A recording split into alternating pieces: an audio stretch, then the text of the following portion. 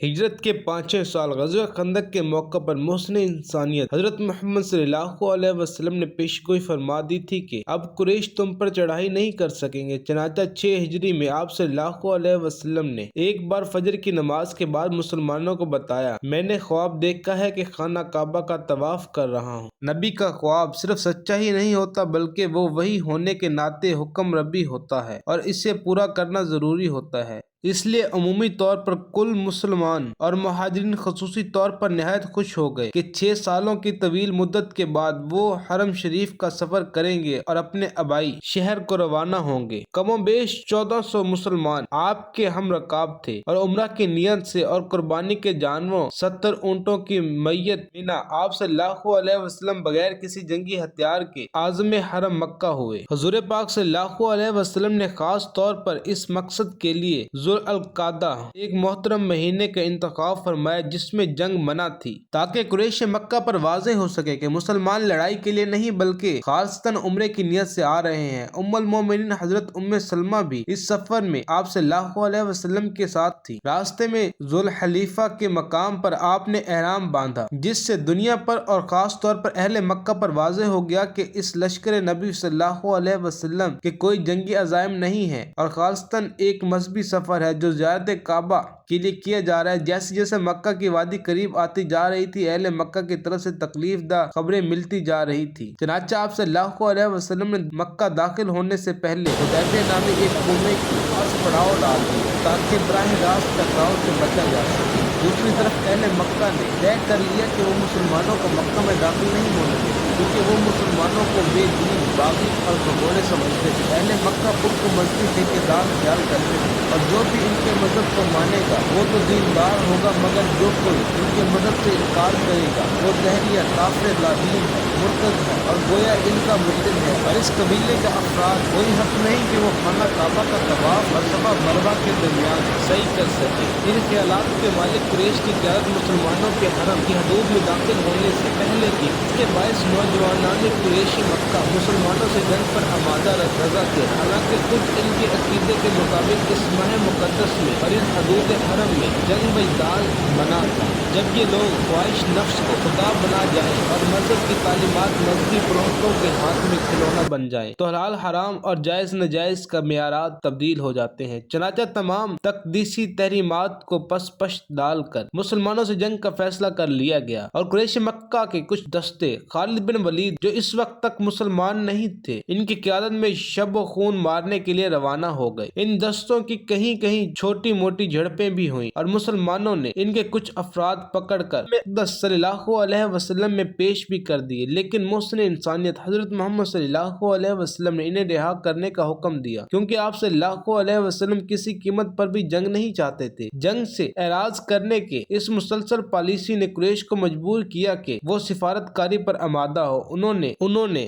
دارالاندوا میں مشورہ کیا اور بنی ہاشم کے دوست قبیلہ نبوخزا کے سردار بدیل بن ورقہ کو بھیجا گیا کہ گفت و شنید کر کے مسلمانوں تک قریش کے غیظ و غضب پہنچا سکے۔ گویا اب قریش کی صورتحال ایسی تھی جیسے حالات سے شکست کھایا ہوا بھیڑیا جہاں سرخ آنکھوں سے حریف کو گھور رہا تھا وہاں دم بھی ہلا رہا تھا، شاید مصالحت کی کوئی صورت نکل آئے۔ بدیل بن ورقہ نے قریش مکہ کو بتایا کہ اہل مدینہ صرف عمرہ کی نیت سے آئے ہیں اور ان کا کوئی جنگی عزائم نہیں، عمرہ ان کو کرنے کی اجازت دی جائے۔ بس قریش کی یہ تدبیر بھی انہیں پر الٹ پڑ گئی۔ اب کی بار قریش نے بہت ہی بزرگ سردار عروہ بن مسعود کو بھیجا۔ اس نے واپس آ کر قریش کو مشورہ دیا کہ دیکھو، اس شخص کے ساتھ جنگ کا ارادہ نہ کرو۔ اس نے کہا کہ ہم نے ساری عمر تجارت کے غرض سے سفر کیے ہیں اور بڑے بڑے سردار اور بڑے بڑے بادشاہوں کے لشکر دیکھے ہیں، لیکن جس طرح اس شخص کے چاہنے والے ان پر جان نچھاور کرتے ہیں، اس کی مثال دنیا میں کہیں نہیں دیکھی۔ عروہ نے اہل مکہ کو مشورہ دیا کہ دیکھو، تم ان سے کبھی نہیں جیت سکتے، پس صلح کی پیشکش قبول کر لو۔ ابھی سفارت کا سلسلہ جاری تھا کہ مکہ کے شریر ذہنوں نے اسی افرا جنگی پر مشتمل ایک دستے کو بھیجا تاکہ مسلمانوں کو ہراساں کیا جا سکے اور وہ مدینہ کی جانب لوٹ جائیں۔ یہ دستہ جو مسلمانوں کو خوف زدہ کرنے آیا تھا خود مسلمانوں کے نرغے میں آ گیا اور اسے خدمت اقدس صلی اللہ علیہ وسلم میں پیش کر دیا گیا۔ جنگ سے چونکہ اعراض پیش نظر تھا اس لیے اس دستے کو بھی اسی طرح آزاد کر دیا گیا کہ قریش صلح پر آمادہ ہو جائے۔ جب قریش کے تمام سفارتوں کا نتیجہ قریش کے ہر دھرمی کے سوا کچھ نہ نکلا تو آپ صلی اللہ علیہ وسلم نے اپنے سفارت بھیجنے کا ارادہ فرمایا۔ محسن انسانیت حضرت محمد صلی اللہ علیہ وسلم نے حضرت عثمان رضی اللہ عنہ کو اپنا سفیر بنا کر بھیجا۔ انہوں نے بڑی جرات مندی سے قریش سے کہا کہ اب دو ہی راستے تمہارے سامنے ہیں، مسلمانوں کو عمرہ کرنے دو یا پھر جنگ کے لیے تیار ہو جاؤ۔ قریش مکہ بھلا باغیوں اور مرتدوں کو عمرے کی اجازت کیسے دیتے، اور ریاست مدینہ طیبہ سے مسلسل چھیڑ چھاڑ نے اب انہیں جنگ کے قابل بھی نہیں چھوڑا تھا۔ چنانچہ انہوں نے حضرت عثمان رضی اللہ عنہ سے کہا کہ وہ خود طواف کر لیں اور واپس چل جائیں۔ حضرت عثمان نے اپنے نبی صلی اللہ علیہ وسلم اور ساتھیوں کے بغیر طواف کرنے سے صاف انکار کر دیا، جس کے نتیجے میں قریش نے ان کا اونٹ قتل کر دیا اور انہیں نظر بند کر دیا۔ کافی وقت گزرنے کے بعد جب حضرت عثمان رضی اللہ عنہ نہ لوٹے تو مسلمانوں میں یہ افواہ پھیل گئی کہ انہیں قتل کر دیا گیا ہے۔ اس پر حضرت محمد صلی اللہ علیہ وسلم ببول کے ایک درخت تلے تشریف فرما رہے تھے اور فرمایا کہ عثمان رضی اللہ عنہ کا خون کا بدلہ لینا ہم سب پر لازم ہے، کون ہے جو اس کارروائی میں میرا ساتھ دے گا؟ 1400 کے 1400 مسلمان آپ صلی اللہ علیہ وسلم کے ہاتھ پر قتل عثمان رضی اللہ عنہ کا انتقام پر بیعت کی، جسے بیعت رضوان بھی کہتے ہیں۔ اللہ تعالیٰ نے اس بیعت پر اپنی خوشنودی کا پیغام بھیجا اور سورۃ فتح میں اللہ تعالیٰ نے ان تمام افراد پر اپنی رضامندی کا اظہار کیا جنہوں نے آپ صلی اللہ علیہ وسلم کے ہاتھ پر بیعت کی تھی، اس لیے اس بیعت کو بیعت رضوان کہتے ہیں۔ یہ اطلاع جب وادی مکہ کے مکینوں تک پہنچی تو ان کے پاؤں تلے سے زمین سرک گئی۔ اب ان کے لیے باغیوں اور بھگوڑوں سے صلح کے سوا کوئی راستہ نہ تھا۔ خطیب قریش سہیل بن عروہ جو زبان دانی میں اور خطابت میں اپنا ثانی نہ رکھتا تھا، قریش مکہ کی طرف سے جب مسلمانوں کے لشکر میں پہنچا تو جنگی تیاریاں دیکھ کر بہت گھبرایا اور فوراً خدمت اقدس میں پہنچ کر عرض کی کہ عثمان رضی اللہ عنہ ابھی زندہ ہیں، اور تھوڑی دیر میں حضرت عثمان رضی اللہ عنہ پہنچ بھی گئے۔ اس سے مسلمانوں کا غصہ تھم گیا۔ بیٹھتی جھاگ دیکھ کر عروہ نے آپ صلی اللہ علیہ وسلم کی خدمت میں عرض کیا کہ چند شرائط مان لیں تو ایک خوفناک جنگ ٹل سکتی ہے۔ شرائط پیش کی گئی جو اگرچہ بظاہر مسلمانوں کے خلاف تھی، لیکن چونکہ حضرت محمد صلی اللہ علیہ وسلم بہت دور تک دیکھ رہے تھے اور پہلی بار یہود سے صلح کر کے قریش سے ٹکر لی گئی اور اب کی بار ہر قیمت پر اس مورچے کو خاموش کر کے تو یہود کا قلعہ کمان کرنا مقصود تھا، اس لیے یہی شرائط قدر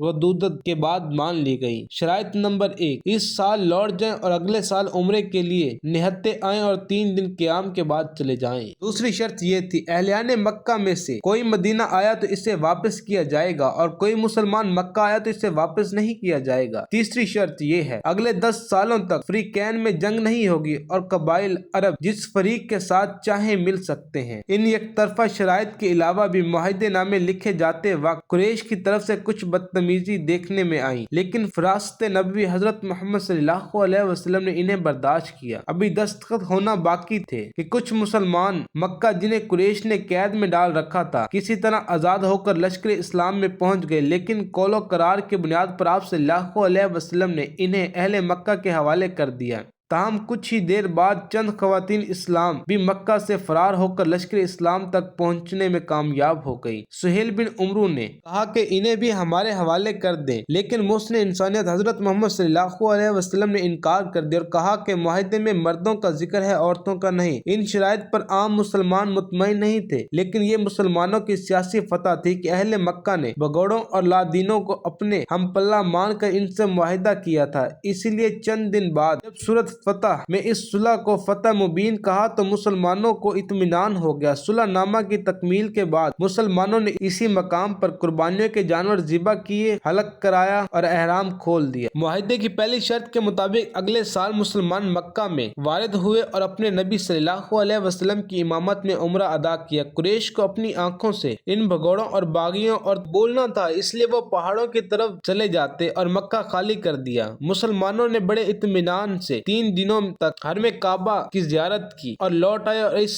طرح نبی کریم صلی اللہ علیہ وسلم کا خواب پورا ہوا۔ دوسری شرط بظاہر مسلمانوں کے خلاف تھی، لیکن فراست نبی صلی اللہ علیہ وسلم نے اسے قبول کیا، جس کا نتیجہ یہ ہوا کہ مکہ سے بھاگنے والے مسلمان نوجوانوں نے قریش کے قافلوں کو پریشان کرنا شروع کر دیا۔ مکہ سے بھاگے ہوئے یہ مسلمان قریش مکہ کے قافلوں کو، جنہیں پورے عرب میں کوئی پریشان نہ کرتا تھا، انہیں یہ نوجوان خالی نہ جانے دیتے تھے۔ قریش مکہ نے جب ریاست مدینہ طیبہ سے رجوع کیا تو ریاست کی طرف سے انہیں صاف جواب مل گیا، کیونکہ یہ نوجوان مسلمان تو تھے لیکن ریاست مدینہ طیبہ کے شہری نہ تھے۔ چنانچہ جب قریش بہت پریشان ہوئے تو اس شرط سے دستبردار ہو گئے اور حضرت محمد صلی اللہ علیہ وسلم نے ان نوجوانوں کو مدینہ بلا لیا۔ دوسری شرط کہ دوسرے حصے کے باعث اہل مکہ بلا روک ٹوک مدینہ طیبہ جانے لگے، اور مسلمانوں کا قائم کردہ معاشرہ دیکھ کر اس قدر متاثر ہوئے کہ اہل مکہ کے مسلمان ہونے کا شرف میں اضافہ ہو گیا، اور خالد بن ولید اور عمرو بن العاص جیسے لوگ بھی اسی دوران مسلمان ہو گئے۔ تیسری اور آخری شرط کے باعث مسلمانوں نے یہودیوں کا زور توڑ دیا، اور اتنی شرط سے یہ